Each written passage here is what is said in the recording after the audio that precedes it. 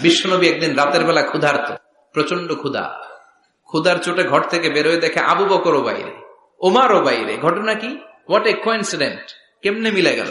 বিশ্বনবী বললেন, আবু বকর বাইরে কেন? কয়, নবী ক্ষুধা। ওমার, তুমি তো এই টাইমে বাইরে থাকো না, বাইরে কেন? কয়, ঘরে খাওয়ান নাই, বিশ্বনবীর পেটেও খাবার নাই। বিশ্বনবী বললেন, চলো এক আনসারী সাহাবীর বাড়িতে যাই। যে দেখেন সাহাবী বাড়িতে নাই, ফ্যামিলির লোকদের জন্য কুয়া থেকে পানি আনতে গেছে। পানি এনে দেখে বিশ্বনবী আর আবু বকর ওমর দাঁড়ানো। সাহাবী বলে, ও নবী, গভীর রাতে আপনি আমার বাড়িতে এসেছেন, আমার চেয়ে সৌভাগ্যবান এই মুহূর্তে পৃথিবীতে কেউ নাই। ও নবী, কি মেহমানদারি করব? বিশ্বনবী বললেন, যা আছে তাই নিয়ে আসো। সাহাবা খেজুর বাগান থেকে খেজুরের ডাল ভেঙে আনলেন। ওই ডালের মধ্যে বিশ্বনবী কত প্রামাণ্য বর্ণনা দিচ্ছেন। বিশ্বনবী বললেন, খেজুরের ডালে আছে কিছু কাঁচা খেজুর, কিছু পাকা খেজুর।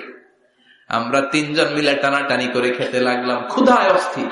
আমাদের সামনে ছাগল জবাই করা হলো, আগুনে ঝলসে গোশতগুলো দেয়া হলো, তিনজন মিলে ভাগ করে খেলাম।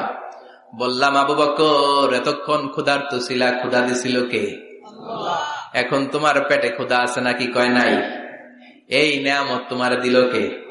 সুম্মা লাতুসআলুন্না ইয়াওমাইযিন আনিন নাঈম। বিশ্বনবী বললেন, ও আবু বকর, এই যে নেয়ামত এই মাত্র খেলা, এই নেয়ামতের ব্যাপারেও তোমারে জিজ্ঞেস করবে কে? তাইলে প্রতিটি নেয়ামতের ব্যাপারে ইন দ্য ডে অফ জাজমেন্টে প্রশ্ন আছে না নাই? নেয়ামত আল্লাহ আমাদেরকে কম কম দিছে, তাই না? কথা কন, কথা কন।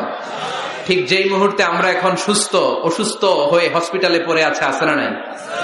মৃত্যুর সাথে কঠিন পরিস্থিতিতে পড়ে আছে, এরকম আছে না নাই? এজন্য আল্লাহ বললেন, ওয়াইন তাউদ্দু নি'মাতাল্লাহি লা তুহসুহা। এত নেয়ামত দিয়েছি, গুণে শেষ করা যাবে না। কিয়ামতের দিন এই নেয়ামতগুলোর ব্যাপারে পাই টু পাই আমাদের কাছে হিসাব চাইবে কে?